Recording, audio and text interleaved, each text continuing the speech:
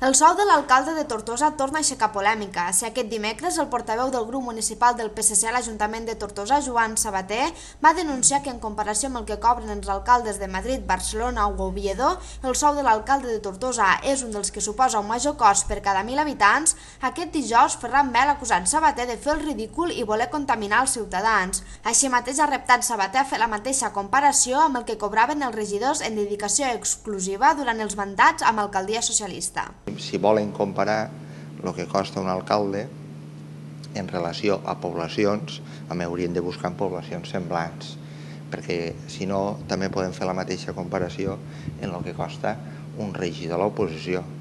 Volen que féssim els números quan costa un regidor de l'oposició a Madrid, a Barcelona i a Valladolid, i quan costa un regidor de l'oposició a Tortosa. Què ens vol dir quan costava el senyor José Martín, la senyora Consol Cordero, la senyora Dolors López, les seves dedicacions exclusives per habitant, i comparem en quan cobraven els regidors de governació, d'urbanisme i de serveis als ajuntaments de Madrid i Valladolid. És ridícul. El debat polític se pot fer, és legítim. El que no es pot fer és la mentira, la falsedat, com si no passa res dir que l'alcalde cobra 160.000 euros. D'altra banda, l'alcalde de Tortosa ha lamentat que el grup municipal socialista hagi volgut crear un debat polític amb la presentació d'una moció per a la reposició dels bancs de la plaça de l'Àngel quan només s'havien tret per pintar-los.